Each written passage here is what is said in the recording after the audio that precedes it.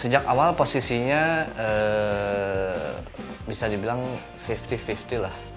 Jadi bisnis orientednya ada, tapi gimana supaya bisnis ini berkelanjutan kan juga harus memikirkan dampaknya juga terhadap lingkungan. Apa yang kita kasih juga terhadap lingkungan.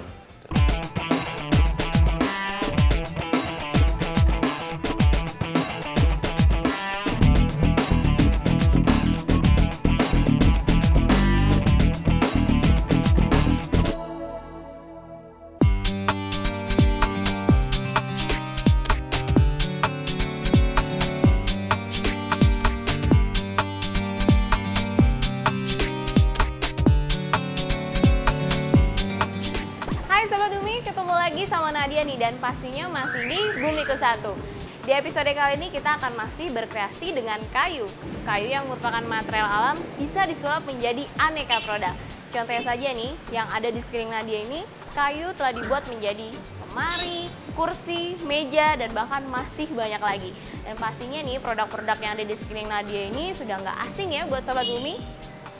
Nah, di episode kita kali ini ada yang lebih menarik dan pastinya masih fresh. Kenapa? Karena ada Sobat Bumi kita, yaitu pemuda asal dari Bandung. Dia ini berkreasi dengan kayu juga dan pastinya masih ramah lingkungan. Penasaran nggak sih Sobat Bumi kita kali ini membuat apa? Nah, Sobat Bumi kita ini membuat jam tangan dari kayu. Menarik bukan? Jam tangan dari kayu.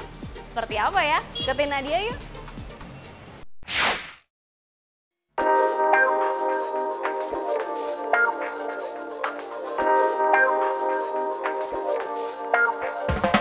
Sobat Bumi, inspirasi untuk membuat sebuah karya memang bisa datang dari mana saja, termasuk berinovasi dengan bahan alam. Salah satu bahan alam yang banyak mendapatkan sentuhan kreativitas adalah kayu. Kayu menjadi material yang banyak digunakan dalam membuat aneka produk, mulai produk besar seperti material bangunan sampai ke produk kecil seperti kerajinan. Kayu adalah material yang bisa diperbarui dan terurai di alam, namun bisa menjadi material perusak alam bila dieksploitasi secara liar. Satu langkah bijak memanfaatkan kayu menjadi sebuah produk dapat dilakukan dengan mengolahnya menjadi produk kecil yang bernilai guna tinggi.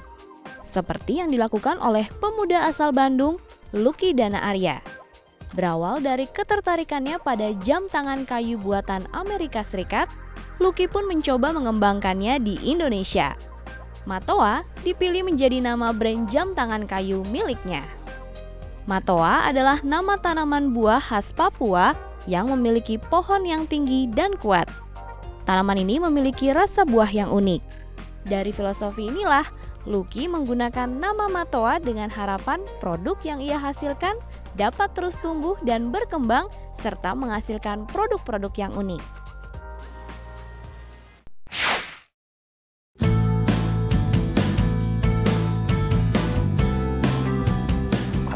Sebetulnya brand merek untuk produk lifestyle yang berbahan dasar kayu. Produk utamanya Matoa ini kan jam tangan kayu, tapi nanti kedepannya nggak hanya jam tangan kayu aja.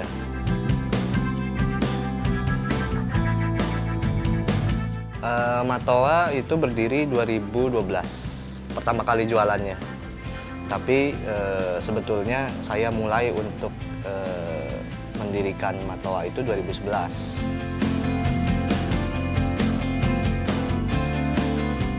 Usaha kecilnya di Amerika itu paling maju ya seperti ini, jam tangan kayu, kacamata kayu, produk lifestyle dari kayu lah.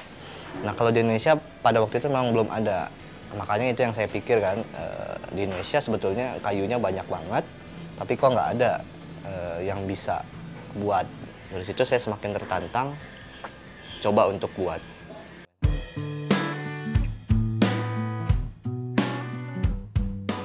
Ya, sebetulnya ada persepsi yang sedikit salah tentang material kayu.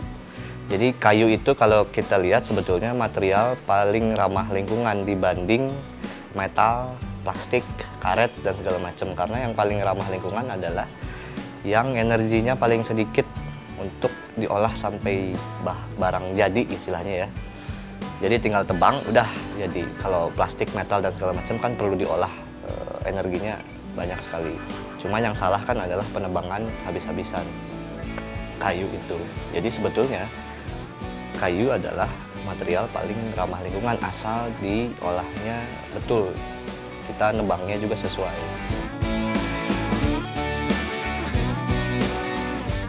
Perkembangannya sejauh ini di Indonesia menurut saya sangat baik.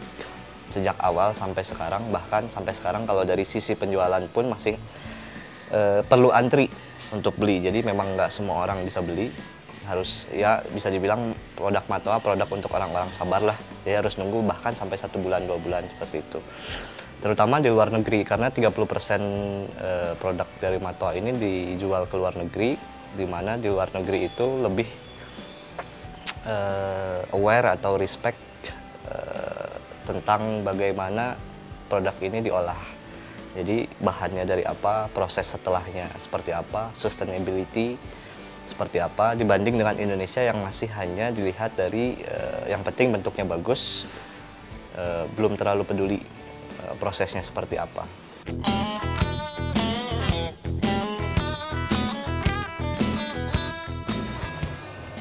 Nah, ini tuh jam tangan Matoa. Jam tangan Matoa itu terbuatnya dari kayu. Kita punya 2 bahan kayu sebenarnya. Yang pertama kayu ebony dari Makassar, yang kedua kayu maple dari Kanada.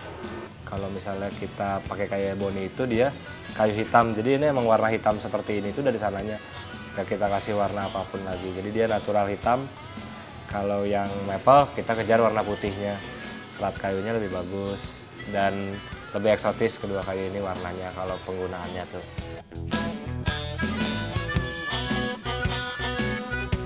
Kalau dari karakteristik kayunya, kenapa kita pakai kayu maple dari Kanada ini? Pertama, kayu maple ini tuh dia pori-porinya lebih kecil. Pori-pori kecil itu otomatis kayunya lebih kuat. Itu yang pertama kita jadi alasan kenapa kita pakai kayu maple, nggak pakai kayu Indonesia. Sebenarnya di Indonesia juga ada kayu pinus dan lain-lain. Tapi kalau pinus itu pori-porinya dia lebih besar, jadinya lebih nggak kuat. Kalau maple itu kan dia biasa untuk stick drum, stick baseball, itu dia pakai maple. Kedua yaitu warnanya yang kita kejar. Ebony juga sebenarnya dia ada saingannya dari Indonesia juga, namanya kayu sono keling. Sono keling pun warnanya hampir sama kayak gini, tapi pori-porinya itu yang lebih besar. Kalau pori-porinya besar untuk jam, pertama dari looknya dia kurang bagus. Kedua kekuatannya, ketiga baru kita kejar warnanya. Sebenarnya kita hanya membutuhkan sebesar ini untuk membuat satu bodi Matoa. Jadi kita bisa memanfaatkan limbah kayu bekas pembuatan furniture dan lain-lain pokoknya. Tapi yang jadi permasalahannya adalah nggak semua limbah kayu bisa kita pakai, Mbak. Jadi misalnya ada kayu sebesar ini, tapi pas kita lihat dalamnya retak kayak gitu, kita nggak akan bisa pakai kalau misalnya dia retak, apalagi di tengah-tengah kayak gini. Kalau misalnya dia retak agak ke samping kayak gitu, masih bisa kita manfaatkan. Itu kita punya 2. Yang kayak gini kita bisa gunakan untuk body. Yang seperti ini bisa kita gunakan untuk rantai. Satu bahan kayak gini bisa jadi 2 jam. Kalau misalnya seluruhnya dari limbah bisa kita pakai, ya berarti 1 whole jam itu dari limbah semua. Tapi kalau misalnya kita dari bahan mentahin dari yang baru, 1 whole jamnya dari yang baru. Tapi kalau misalnya ininya pakai limbah, ininya pakai yang baru, berarti kita campur-campur 50-50. Pokoknya pertama kali kita nyari kayu untuk bahan mentah itu pasti kita nyarinya limbah dulu. Ada yang bisa dimanfaatkan nggak nih? Kayak gitu. Kalau misalnya nggak ada, baru kita beli yang baru. Jadi bisa dibilang sih hampir 60 atau ya 50-60% kita pakainya limbah. Sebenarnya pertama itu yang jelas kayunya warnanya harus cocok. Warnanya harus bagus dulu, serat kayunya harus eksotis. Yang kedua, pori-porinya jangan yang terlalu besar. Soalnya kalau kayu yang memiliki pori-pori besar itu, dia rentan patah. Yang ketiga, sisanya kekuatan kayunya. Kekuatan kayunya yang kita cari.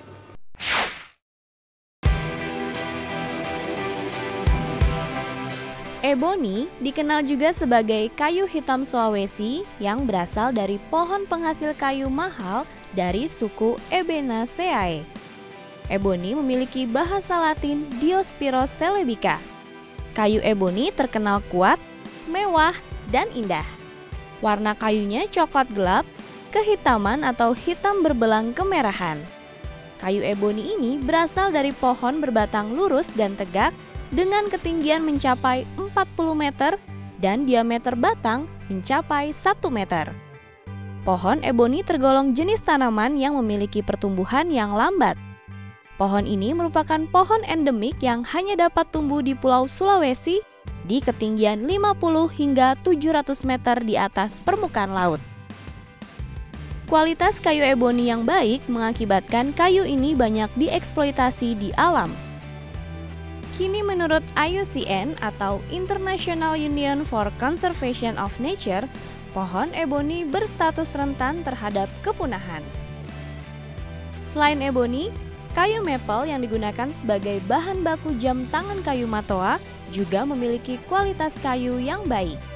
Kayu maple berasal dari pohon maple yang memiliki bahasa Latin Acer saccharum.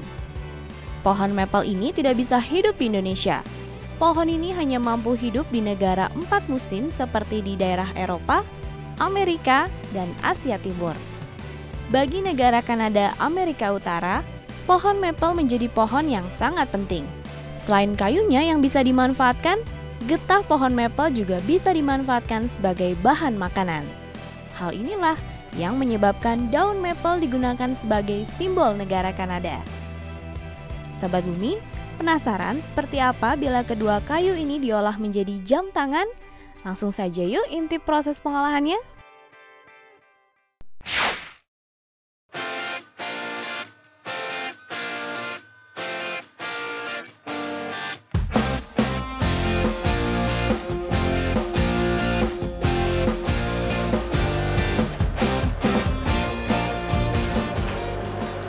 Kalau yang tadi itu ruangan CNC namanya. Dia itu tugas awal dari semua proses matoa.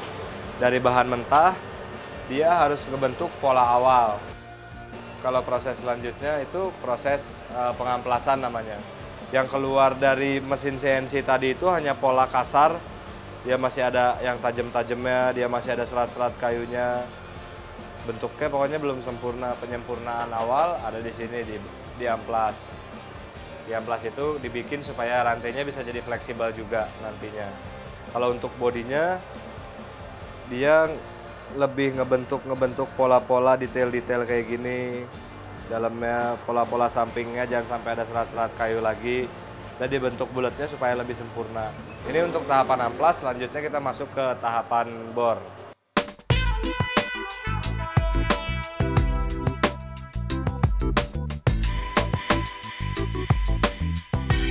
Yang menjadi kesulitan di proses ini adalah dia ngebornya harus pelan banget, soalnya kita pakai bor yang tipis seukuran dengan kawat pin, yang kawat pinnya hanya sebesar-besar ini.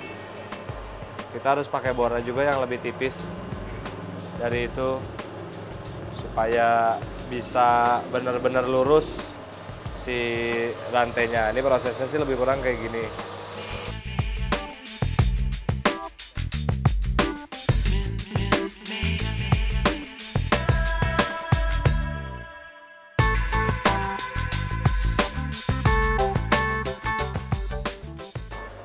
Nah, di sini itu dibentuk supaya dia bikin fleksibel kayak gini. Jadi dia bisa ditekukin.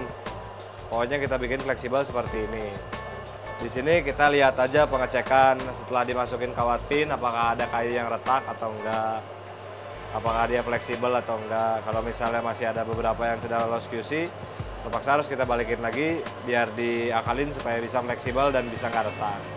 Dari sini proses selanjutnya itu kita masuk ke proses pengecatan ada di sebelah sana.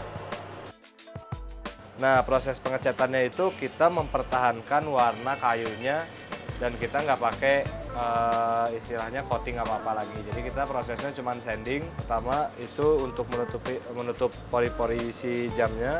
Setelah itu kita cat lagi, setelahnya dipernis pakai clear dock.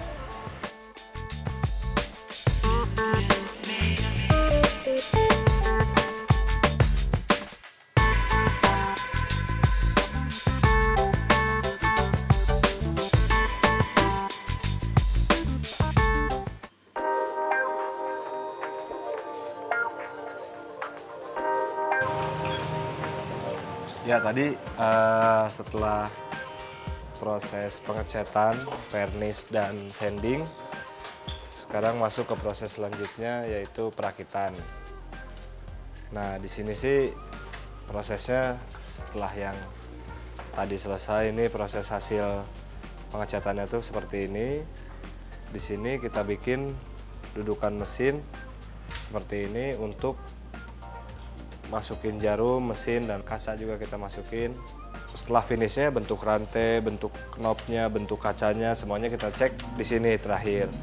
Setelah lolos semua, yang seperti ini, kalau ini setelah lolos semua, udah bagus, sudah rapi, mesinnya udah nyala sesuai dengan jam sekarang, kita langsung masuk ke proses packing.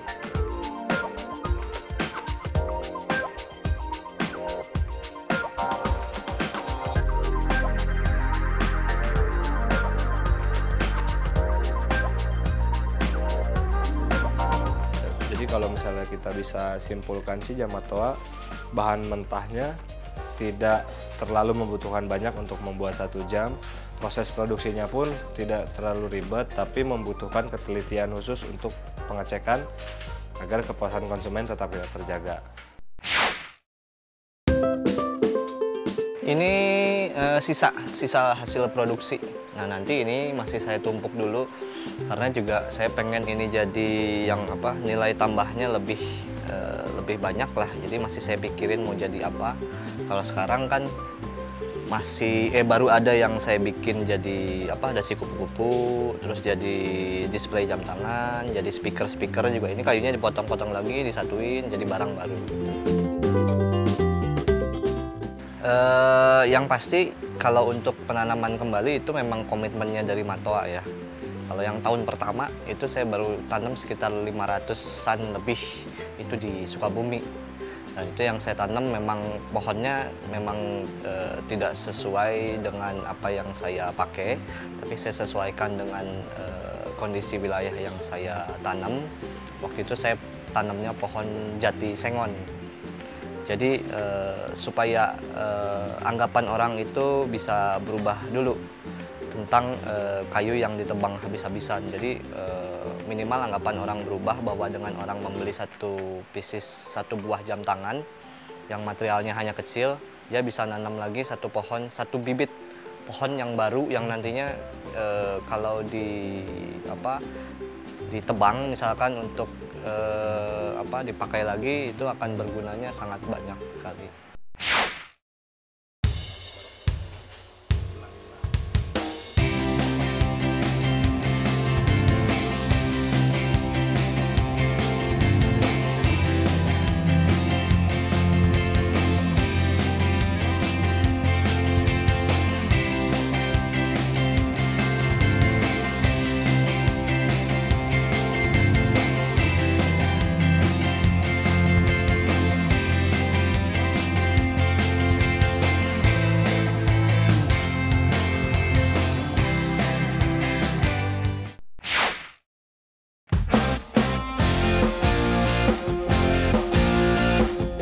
Saya memasarkannya 60% lewat online. Jadi artinya yang saya jual sendiri. Sisanya saya titip-titip di toko orang.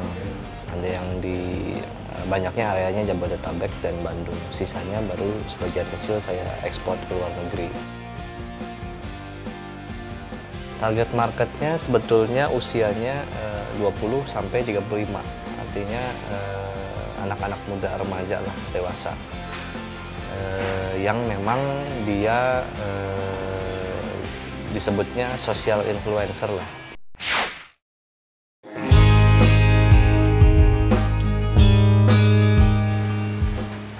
Sobat Umi, biasanya jam tangan yang sudah populer saat ini itu terbuat dari 2 jenis bahan ya, yaitu plastik dan logam, seperti punya Nadia ini. Tapi ini Sobat Umi, kalau suatu saat jam tangan yang terbuat dari bahan plastik dan logamnya sudah tidak bisa dipakai lagi, pastinya akan sulit ya terurai di alam karena 2 jenis bahan tadi, yaitu plastik dan logam, adalah jenis bahan anorganik dan pasti akhirnya ujung-ujungnya jadi rongsok. Nah, tapi Sobat Bumi sebenarnya bisa loh didaur ulang. Buktinya nih, ada Sobat Bumi kita dari luar negeri yaitu Sue Beatrice dan Justin Gerhansen. Dia ini membuat miniatur motor dari jam tangan yang sudah tidak bisa dipakai lagi. Miniatur motor dari jam tangan yang sudah nggak kepakai. Seperti apa ya?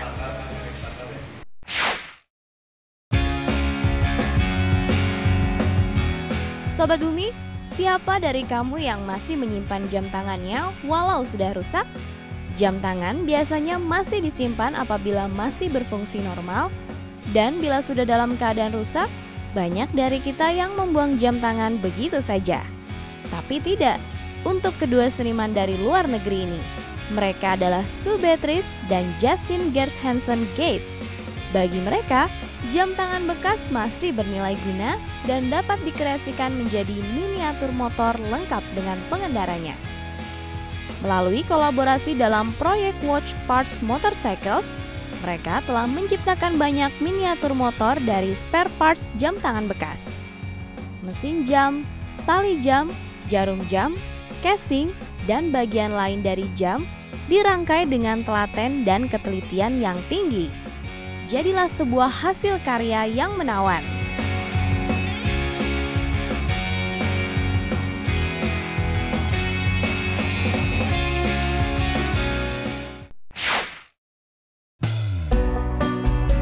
Cari jam tangan kayu ya?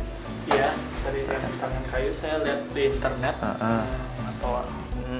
Saya tahu Matoa dari teman saya. Teman saya rekomendasi saya buat beli ini soalnya jam ini bagus dan banyak yang rekomendasiin, pasti bilangnya Matoa terus.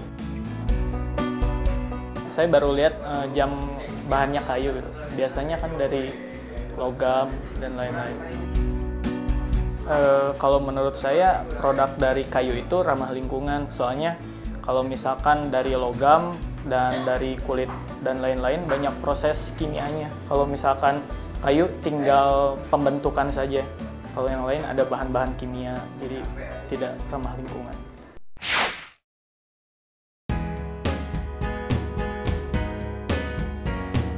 Sejak awal posisinya bisa dibilang 50-50 lah. Jadi bisnis orientednya ada, tapi gimana supaya bisnis ini berkelanjutan kan juga harus memikirkan dampaknya juga terhadap lingkungan. Apa yang kita kasih juga terhadap lingkungan.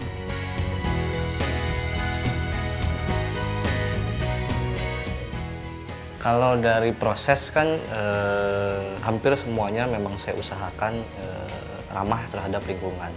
Mulai dari bahan baku yang dipakai, mulai dari proses setelahnya, tapi juga kan sebagian masih ada yang disesuaikan dengan kebutuhan produksi. Jadi itu nanti kembali lagi ke masyarakat, apakah produk seperti ini dibilang ramah lingkungan atau tidak. Tapi yang pasti semua proses juga memang saya usahakan semuanya ramah terhadap lingkungan.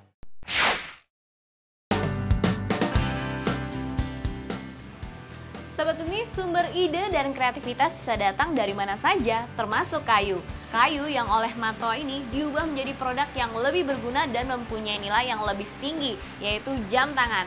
Kayu yang sudah berubah bentuk menjadi jam tangan ini jadi lebih panjang masa gunanya dan lebih lama dalam menyimpan karbon dibandingkan dengan dibuang atau dibakar begitu saja. Manfaat bagi lingkungan, manfaat juga bagi penggunanya. Nah, buat Sobat Bumi di rumah nih yang mungkin belum follow Twitter Bumiku1, langsung aja yuk follow, jangan lama-lama di @bumiku1.tv. Dan saksikan terus episode lainnya setiap hari Minggu jam 5 sore, pastinya hanya di DAI.TV. Kalau gitu Nadia pamit dulu ya. Bumiku1, lestarikan selalu. Dadah!